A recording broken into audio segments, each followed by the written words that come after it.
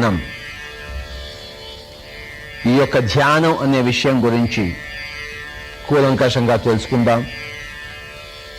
ధ్యానం అనే ఈ యొక్క సబ్జెక్టు ప్రతి ఒక్క మనిషికి ఇప్పుడు ప్రాథమికమైన విషయం, మౌలికమైన విషయం, తప్పనిసరి విషయం అయిపోయింది. ఎందుకంటే ప్రపంచ జనాభా ఎక్కువైపోవడం, ప్రజల్లో ఈ యొక్క మౌఢ్యం, ఫూలిష్నెస్, మరి ధనకాంక్ష, నెగటివిటీ ఇలాంటివి విపరీతంగా అయిపోయిన ఈ రోజుల్లో ప్రతి మనిషికి శాంతి, ఆరోగ్యము, కనీసపు బ్యాలెన్స్ ఆఫ్ మైండ్, కనీసపు అవగాహన ఇవన్నీ రావాలంటే ప్రతి మనిషి కూడాను ధ్యానం అన్న సాధన చేసే తీరాలి, ధ్యానం చేయాలి అనే నియమం పెట్టుకునే తీరాలి. ధ్యానం అనే విషయం ఏ శాస్త్రానికి సంబంధించింది? ఇది జీవిత శాస్త్రానికి సంబంధించినది.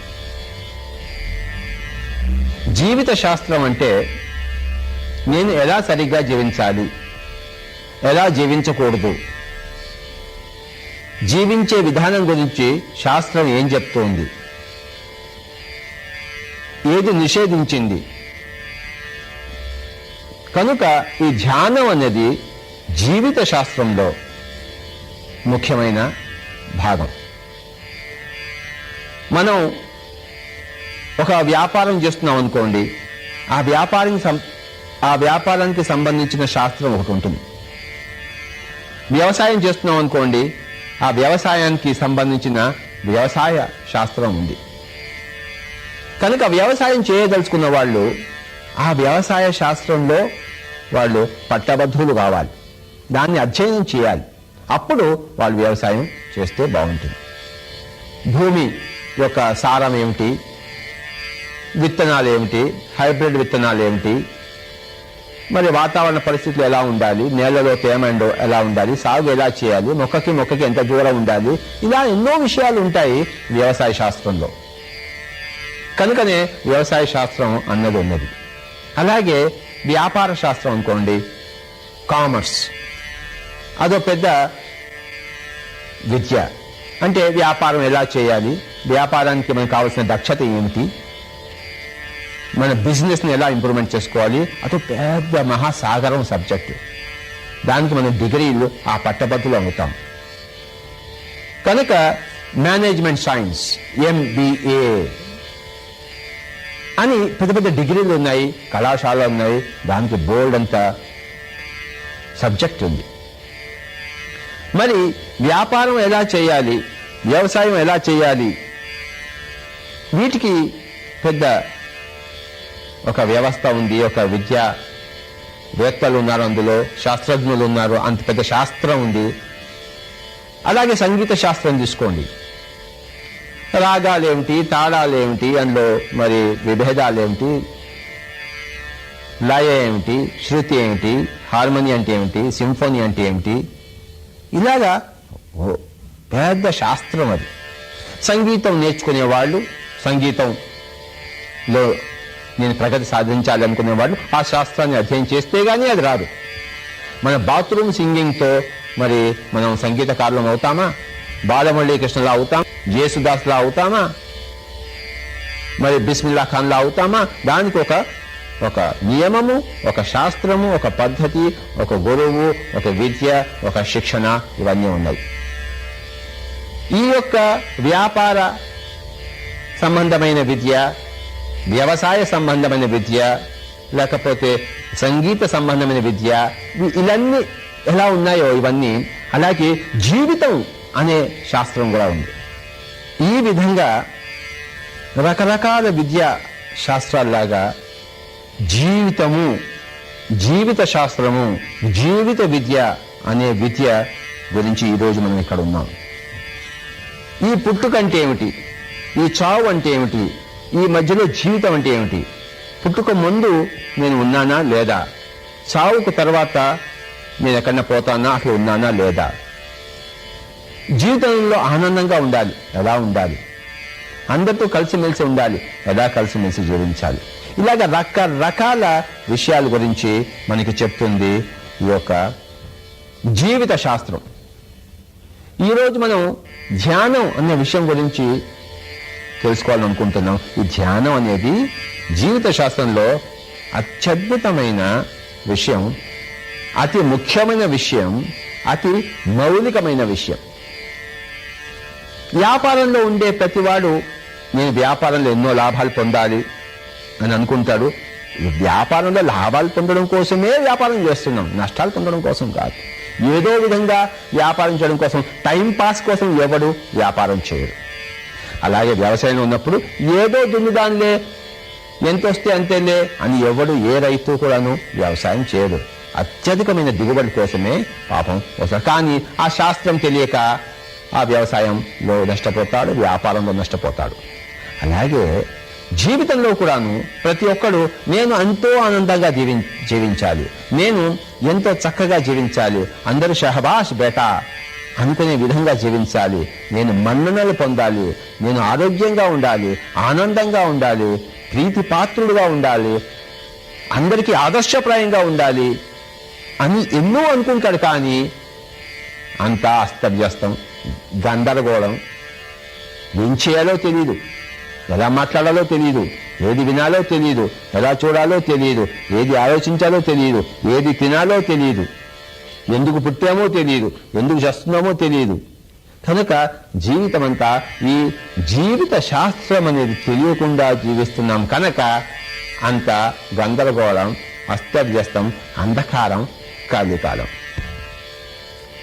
మరి ఈ జీవిత శాస్త్రం అంటే హౌ టు లివ్ కరెక్ట్లీ, సరి అయిన విధంగా చెప్పడం కోసమే ఈ జీవిత శాస్త్రంలో మహాత్ములు, విద్యావేత్తలు, ప్రొఫెసర్సు, సైంటిస్టులు, శాస్త్రవేత్తలు అనాది కాలంగా ఉంటూనే ఉన్నారు.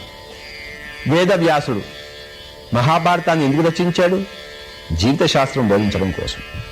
వాల్మీకి అనే ఆ యొక్క ఆధ్యాత్మికవేత్త, జీవిత శాస్త్రవేత్త రామాయణాన్ని ఎందుకు రచించాడు? ఆ పాత్రలన్నీ ఎందుకు సృష్టించాడు? జీవిత విధానం నేర్పించడం కోసమే. గౌతమ బుద్ధుడు ఎందుకు మరి తన సామ్రాజ్యాన్ని, తన బిడ్డలను, తన భార్యను, తన ఉన్నదాన్నంతా ఎందుకు వదిలిపెట్టాడు? ఈ జీవిత శాస్త్రాన్ని అధ్యయనం చేయడం కోసము. అందరికీ దుఃఖం ఉందే, ఎందుకు ఉంది, ఈ దుఃఖ నివారణోపాయం ఏమిటి అని ఆయన అది కనుక్కోవడానికి వెళ్ళాడు. కనుక్కొని అందరికీ చెప్పాడు. జీసస్ క్రైస్ట్ ఏం చెప్పాడు? ఆయన ఏ శాస్త్రవేత్త? వ్యాపారంలో నిపుణుడా, వ్యవసాయంలో నిపుణుడా, లేకపోతే వంట చేయడంలో నిపుణుడా, సంగీతంలో నిపుణుడా? దేంట్లో? ఆయన జీవిత శాస్త్రంలో నిపుణుడు, ప్రొఫెసర్, సైంటిస్ట్. ఐన్స్టీన్ ఫిజిక్స్ లో సైంటిస్టు, బిస్మిల్లా ఖాన్ షహనాయిలో సైంటిస్టు, జీసస్ క్రైస్ట్ జీవిత విధానంలో సైంటిస్ట్. కనుక మనం ఎలా జీవించాలి అన్న సమస్య వచ్చినప్పుడు జీసస్ క్రైస్ట్ దగ్గరికి పోవాలి, గౌతమ బుద్ధుడి దగ్గరికి పోవాలి. ఎలా నేను షహనాయి వాయించాలి అన్నప్పుడు బిస్మిల్లా ఖాన్ దగ్గరికి వెళ్తాం. ఎలాగ నేను ఒక సితార్ వాయించాలి అన్నప్పుడు రవిశంకర్ దగ్గరికి వెళ్తాం. ఎలా నేను ఫుట్బాల్ ఆడాలి అన్నప్పుడు ఏ మెరడోనా దగ్గరికి వెళ్తాం. క్రికెట్ ఎలా ఆడాలి అన్నప్పుడు గవాస్కర్ దగ్గరికి వెళ్తాం.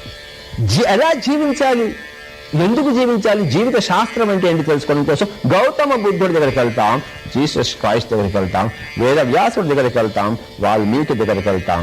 My dear friends and masters and God's of this great earth, ఈ భూమండలంలో మనమంతా ఒకళ్ళతో ఒకళ్ళు మిత్రులుగా ఉండడం కోసం వచ్చాం, ఒకళ్ళ దగ్గర ఒకళ్ళు నేర్చుకోవడం కోసం వచ్చాం. మన మీద మనకి స్వామిత్వం సంపాదించడం కోసం వచ్చాం. ఇక్కడ ఈ భూమి మీద దేవుడిలా బతకడం కోసం వచ్చాం. కనుకనే ఫ్రెండ్స్, మాస్టర్స్ అండ్ గాడ్స్ అని సంబోధిస్తున్నాను. అందరి పట్ల నా సంబోధన ఇదే. ఈరోజు ఈ యొక్క జీవిత విధానం గురించి, అందులో ధ్యానం అనే విషయం గురించి మనం కూలంకషంగా తెలుసుకుంటున్నాం. ధ్యానం ద్వారానే, ధ్యానం చేసే గౌతమ బుద్ధుడు ఈ జీవిత శాస్త్రాన్ని కనుక్కున్నాడు. జీసస్ క్రైస్ట్ కూడాను ఈ జీవిత విధానాన్ని తన ధ్యాన గురువు దగ్గర తాను ధ్యానం చేసి ఆ ధ్యాన అనుభవంలోంచి, స్వానుభవంలోంచి తన జీవిత శాస్త్రాన్ని, సరి అయిన జీవిత శాస్త్రాన్ని వెలికి తీశాడు. ఏ ఆధ్యాత్మిక గురువైనా తాను ధ్యానం చేసి ఆ ధ్యానంలో తన ఆత్మచక్షువు, దివ్యచక్షువుని ఉత్తేజింపజేసుకుని తద్వారా తాను ఎందుకు పుట్టాడు, ఎలా పుట్టాడు, తను చనిపోయిన తర్వాత ఎక్కడికి వెళ్ళాడు, ఎన్ని జన్మలు ఎత్తాడు, ఇవన్నీ తెలుసుకున్నాడు. తెలుసుకుని వాటిని అందరికీ ప్రబోధించాడు. ఈ జీవిత శాస్త్రాన్ని ఇంగ్లీష్లో మనం స్పిరిచువల్ సైన్స్ అనుకుంటున్నాం. అంటే ఆత్మశాస్త్రం. స్పిరిట్ అంటే ఆత్మ, శాస్త్రం అంటే సైన్స్. స్పిరిచువల్ సైన్స్ అంటే ఆత్మశాస్త్రము అథవా ఆధ్యాత్మిక శాస్త్రం. Spiritual science.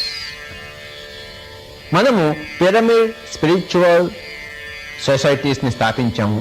దేనికంటే ఈ యొక్క స్పిరిచువాలిటీ, ఈ యొక్క స్పిరిచువల్ సైన్స్, ఈ యొక్క ఆధ్యాత్మిక విధానాన్ని, ఆధ్యాత్మిక శాస్త్రాన్ని అందరికీ ప్రబోధించడం కోసమే మనము ఈ పిరమిడ్ స్పిరిచువల్ సొసైటీస్ అన్న దానిని అనేక పట్టణాల్లో, అనేక గ్రామాల్లో మనం స్థాపించాం. ఎందుకు? అందరూ జీవిస్తున్నారు, కానీ జీవించే విధానం తెలియదు. సరిగా జీవించటం లేదు, సరికాని విధంగా జీవిస్తున్నారు. ప్రతి ఒక్కళ్ళు సరి అయిన విధంగా జీవించాలి. సంగీతం పాడితే సరి అయిన విధంగా సంగీతం పాడాలి. కంప్యూటర్స్ ఆపరేట్ చేస్తే సరైన విధంగా కంప్యూటర్స్ ఆపరేట్ చేయాలి. క్రికెట్ ఆడితే సరైన విధంగా క్రికెట్ ఆడాలి. జీవిస్తే సరిగ్గా జీవించాలి. దానికి నేర్చుకోవాలి, శాస్త్రాన్ని అధ్యయనం చేయాలి, శాస్త్రజ్ఞుల దగ్గర శాస్త్రాన్ని అధ్యయనం చేయాలి. కనుక జీసస్ క్రైస్ట్ దగ్గర, గౌతమ బుద్ధుడి దగ్గర, శ్రీ వేదవ్యాసుడి దగ్గర, శ్రీ మొహమ్మద్ దగ్గర, ఇలాంటి లక్షల మంది దగ్గర, అనిబిసెంట్ దగ్గర నుంచి, లోప్సాంగ్ రంపా దగ్గర నుంచి, ఓషో రజనీష్ దగ్గర నుంచి, వేమన దగ్గర నుంచి, వేద బ్రహ్మేంద్ర స్వామి దగ్గర నుంచి, కబీర్ దగ్గర నుంచి, మరి మాస్టర్ సివి గారి దగ్గర నుంచి, మాస్టర్ ఈకే గారి దగ్గర నుంచి, వెంకటేశ్వర స్వామి దగ్గర నుంచి, గురు నానక్ దగ్గర నుంచి, రాఘవేంద్ర స్వామి దగ్గర నుంచి, లావోత్సు దగ్గర నుంచి, చువాంగ్సు దగ్గర నుంచి, ఎంతమంది దగ్గర నుంచి మనం నేర్చుకోవాలో ఈ యొక్క ఆధ్యాత్మిక శాస్త్రం, ఈ యొక్క స్పిరిచువల్ సైన్స్. రిచార్డ్ బాక్ దగ్గర నుంచి, జేన్ రాబర్ట్స్ దగ్గర నుంచి, కార్లోస్ క్యాస్టనడా దగ్గర నుంచి, నీల్ డొనాల్డ్ వాల్ష్ దగ్గర నుంచి, new age spiritual society masters కొన్ని లక్షల మంది ఉన్నారు మనకి చెప్పేవాళ్ళు. వీళ్ళందరి దగ్గర నుంచి జ్ఞాన సముపార్జన చేసి ఆ యొక్క ఆధ్యాత్మిక శాస్త్రాన్ని గ్రహించి దాన్ని చక్కగా ఒక మూసలో పెట్టి దాన్ని కుదించి దానిలో ఉన్న పాయింట్స్ అన్నిటినీ కూడాను విశ్లేషించి మరి చక్కగా 18 పాయింట్స్గా ఈ యొక్క పిరమిడ్ స్పిరిచువల్ సొసైటీస్ ధ్యాన ప్రపంచానికి, మరి మానవ ప్రపంచానికి అందిస్తోంది. ఈ పిరమిడ్ స్పిరిచువల్ సొసైటీస్ వారి 18 ఆదర్శ సూత్రాల్లో మొట్టమొదటిది సరైన ధ్యానము. అంటే సరికాని ధ్యానాలు 1,00,000 ఉన్నాయి, సరైన ధ్యానం ఒక్కటే ఉంది, దాన్ని అందరికీ చెప్పడం. రెండవది ఏమిటంటే సరైన పుస్తకాలు చదవడము. నేను ఇప్పటిదాకా చెప్పాను, ఇవన్నీ కూడా సరే. ఖలీల్ గిబ్రాన్, యోగానంద పరమహంస, స్వామి రామ, ఇలాంటి పుస్తకాలు చదవాలి. ఒక యోగి ఆత్మకథ యోగానంద పరమహంస రాస్తున్నారు, ఎంత గొప్ప పుస్తకము. The living with the Himalayan masters అని స్వామి రామ రాశారు, ఎంత గొప్ప పుస్తకము. ఖలీల్ గిబ్రాన్ ద ప్రాఫెట్ అనే పుస్తకం రాశారు, ఎంత గొప్పదో. Jonathan Livingston Seagull Illusions 1, bridge across forever అనే రిచార్డ్ బాక్ పుస్తకాలు చదవాలి. కనుక హ్యాండ్స్ ఆఫ్ లైట్ ఎమర్జింగ్ అనే బార్బరా అండ్ బ్రెన్నన్ పుస్తకాలు చదవాలి. లిండా గుడ్మాన్ పుస్తకాలు చదవాలి. Star signs, Linda Goodman's star signs అత్యద్భుతమైన spiritual science book. Lobsang Rampa పుస్తకాలు చదవాలి. యూ ఫర్ ఎవర్ అన్న పుస్తకమే నన్ను ఇలా మార్చింది. 1979 సంవత్సరంలో నాకు ఆధ్యాత్మిక శాస్త్రాన్ని అరటిపండు ఒలిచినట్టు ఒలిచి నాకు ప్రసాదించింది లోప్సాంగ్ రంపా వారి యూ ఫర్ ఎవర్ అన్న పుస్తక. దాన్ని మరణం లేదనే మీరు పుస్తకంగా మన పిరమిడ్ స్పిరిచువల్ సొసైటీ వారు ప్రచురించారు. అందరూ తప్పకుండా మౌలికంగా ప్రాథమికంగా చదవలసిన పుస్తకం అది. నా జీవితాన్ని మార్చిన పుస్తకం అది. గ్రంథరాజును అందరి అనుభవాలు అందరూ పంచుకోవాలి అన్నదే పిరమిడ్ స్పిరిచువల్ సొసైటీస్ వారి 3వ పాయింట్. 4వ పాయింట్ ఏంటంటే మరి అందరూ మౌనంగా ఉండాలి. అవసరమైతేనే మాట్లాడాలి జీవితంలో, లేకపోతే ఎప్పుడూ మాట్లాడకూడదు. ఎలాగైతే మనం డబ్బు అవసరమైనప్పుడే ఖర్చు పెడతామో, అనవసరమైన దానికి ఖర్చు పెడితే అవసరమైన వాటికి మన డబ్బు మిగలదో, అందరినీ అడుక్కు తినాలో, అలాగే మాట్లాడుకోవడము అవసరమైనప్పుడే మాట్లాడాలి, లేకపోతే మౌనంగా ఉండవలే. My dear friends, my dear masters, my dear gods, 5వది ఏమిటంటే పౌర్ణిమ రోజుల్లో విశేషంగా ధ్యానం చేయాలి. ఆ రోజుల్లో విశేషంగా పడుకోకూడదు. 6వది ఏంటంటే చిన్నపిల్లలకి చిన్నప్పటించే ధ్యాన శిక్షణ ఇవ్వాలి. ప్రహ్లాదుడు, ధ్రువుడు పేరు వినలేదా? వివేకానంద స్వామి 14 ఏళ్లకే తను గురువుని వెతుక్కున్నాడు కదా. మరి 60 ఏళ్ళు వచ్చినా 50 ఏళ్ళు వచ్చినా ఇంకా ఆధ్యాత్మిక విషయానికే రాలేదంటే ఎంతటి శోచనీయమైన విషయమో మీరు గ్రహించండి. చిన్నప్పటి నుంచే మొదలుపెట్టాలి. శుభస్య శీఘ్రం ఆలస్యం అమృతం విషం. A stitch in time saves 9. काल करे सो आज करे सो अब, पल में प्रलय होएगा फिर करोगे पर అన్నారు కబీర్. తర్వాత ఏమిటంటే పిరమిడ్లలో కూర్చుని ధ్యానం చేయాలి. అది మరి ఇది నేటి యుగం పిరమిడ్ యుగం. కనుకనే పిరమిడ్ స్పిరిచువల్ సొసైటీస్ అని మనం స్థాపించాం. ఇంకోటి ఏంటంటే ధ్యాన ప్రచారం చేసేటప్పుడు, ధ్యాన బోధ చేసేటప్పుడు, ధ్యానం క్లాసెస్ తీసుకునేటప్పుడు ఎవరు శుల్కము తీసుకోకూడదు. అంటే డబ్బు ఫీజు తీసుకోకూడదు. నిశ్శుల్కంగా ఉండవాలి. నిస్వార్థత ఉంటేనే ఆధ్యాత్మికత. స్వార్థంగా ఆధ్యాత్మికత అనేది ఎక్కడా లేదు. తర్వాత ఎవరు కూడాను వాళ్లే గురువులు, మనమంతా జీవితం అంతా శిష్యులుగా ఉండాలని చెప్పేసి ఆ భావం లేకుండా నేను ఈ ఆధ్యాత్మిక శాస్త్రంలో ఒక గురువుని కావడం కోసం, ఒక బరువైన వాడిని కావడం కోసం, ఒక నిష్ణాతుని కావడం కోసమే మీ దగ్గరికి వస్తున్నాను, ఆ విధానం చెప్పండి అని చెప్పేసి సీనియర్ మాస్టర్, జూనియర్ మాస్టర్ అనే తత్వంలోనే ఉంటూ గురువు శిష్యుడు అనే విధంగా కాకుండా ఉండాలన్నమాట. అంటే ఫ్రెండ్షిప్ ఉండాలి ఎప్పుడు అందరికీ. నేను మీకు ఆధ్యాత్మిక మిత్రుడు, ఆయన friendly Buddha, I not your గురువు. ఎవరికి నేను గురువుని కాదు. నేను గురువుని. మీకు కావాలంటే ఈ సబ్జెక్ట్ని ఇన్ఫర్మేషన్ ఇచ్చే ఒక మిత్రుని, మీకు ఆప్త బంధువుని, ఆప్త మిత్రుని. కనుక తర్వాత కాషాయ వస్త్రాలు వేసుకోవడము, ఏదో జడలు ధరించడము, ఇక్కడ అన్ని కూడా మరి రకరకాల మాలలు ధరించడము, షో చేసుకోవడము, ఇదంతా ఆధ్యాత్మికతను తెచ్చుకోదు. సాధారణంగా ఉండాలి వేష భాష అదేదో గ్రాంధికంలో మాట్లాడుతూ ఎవరికి అర్థం కాకుండా వాడికి సంస్కృతంలో మాట్లాడితే అది ఆధ్యాత్మికం రుచి. అందుకనే బుద్ధుడు పాళీ భాషలో మాట్లాడాడు. మన వేషం కానీ మన భాషం కానీ సామాన్యంగా ఉండవాలి. అది పిరమిడ్ స్పిరిచువల్ సొసైటీ వారి మౌలికమైన పాయింట్. తర్వాత ఏమిటండి మై డియర్ ఫ్రెండ్స్, గృహస్థుడుగానే ఉండాలి, గృహస్థ జీవనం అవలంబించాలి. మరి అందులోనే ఆధ్యాత్మికతను రంగరించాలి. ఈ రోజుకి 24 గంటలు ఉన్నాయి. మరి 12 గంటలు ప్రాపంచిక జీవితానికి, 12 గంటలు ఆధ్యాత్మిక జీవితానికి. కనుక ఇక్కడే దాన్ని రంగరించాలి. సంసారంలోనే నిర్వాణం అన్నాడు ఆచార్య నాగార్జునుడు. అదే పిరమిడ్ స్పిరిచువల్ సొసైటీస్ వారి అత్యద్భుతమైన పాయింట్. తర్వాత మన సమస్యలను మనమే ఎదుర్కొనాలి. మనకు అంత శక్తి ఉంది. ఆత్మశక్తి అనంతం. ఆ అనంతమైన ఆత్మశక్తిని ఉపయోగించి ఎవరి సమస్యలను వారే పరిష్కరించాలి. నాకు తలకాయ నొప్పి వచ్చింది, డాక్టర్ దగ్గరికి పోకూడదు, నేను ధ్యానం చేయాలి. నాకు క్యాన్సర్ వచ్చింది, డాక్టర్ దగ్గరికి పోకూడదు, మందు తీసుకోకూడదు, నేను ధ్యానం చేయాలి. నా దగ్గర అంత శక్తి ఉంది. నా సమస్యలకు పరిష్కార మార్గం నా దగ్గరే ఉంది. కనుక నా ఆత్మశక్తిని ఉపయోగించే నా సమస్యలను నేను పరిష్కరించుకోవాలి. ఎవరి దగ్గరికి దేహి అని పోరాదు. కనుకనే డాక్టర్ దగ్గర పోకూడదు, మందులు ఏవైతే తీసుకోకూడదు, అలోపతి కానీ ఆయుర్వేదం కానీ హోమియోపతి కానీ అనేది మౌలికమైన సూత్రం పిరమిడ్ స్పిరిచువల్ సొసైటీస్ వారి మౌలికమైన సూత్రం. మనల్ని మనమే ఉద్ధరించుకోవాలి. ఉద్ధరేది ఆత్మనాత్మానం అన్నాడు కృష్ణుడు భగవద్గీతలో. ఎవరిని వారే ఉద్ధరించుకోవాలి. నీ తలకాయ నొప్పి నువ్వే ఉద్ధరించుకో, నీ క్యాన్సర్ నువ్వే ఉద్ధరించుకో. ఎలా? ధ్యానవిక యోగివిక నాయనా అన్నాడు భగవద్గీతలో కృష్ణుడు. కనుక ఈ విధంగా ధ్యానం అనేది మౌలికమైన విషయము. ఈరోజు మనం ఆ ధ్యానం అనే విషయాన్ని తెలుసుకుందాం. కనుక బుద్ధుడు చెప్పిన ప్రబోధాల్లో కానీ, జీసస్ క్రైస్ట్ చెప్పిన ప్రబోధాల్లో కానివ్వండి, పిరమిడ్ స్పిరిచువల్ సొసైటీస్ చెప్పిన ప్రబోధాల్లో కానివ్వండి, భగవద్గీతలో కృష్ణుడు వేదవ్యాసుడు చెప్పిన ప్రబోధాల్లో కానివ్వండి, దేంట్లోనే కానివ్వండి, థియోసాఫికల్ సొసైటీ ప్రబోధాలు కానివ్వండి, యోగానంద పరమహంస ప్రబోధాలు కానివ్వండి, యోగడా సత్సంగ సొసైటీ, దేంట్లో రామచంద్ర రామేశ్వరం ఏదైనా తెలుసుకోండి. ధ్యానం అన్నది అసలు విషయం. కనుకనే ఈ సరి అయిన ధ్యానం అన్నది బుద్ధుడి అష్టాంగ మార్గంలో ఆ 8 పాయింట్లలో మోస్ట్ ఇంపార్టెంట్ పాయింట్, చివరి పాయింట్.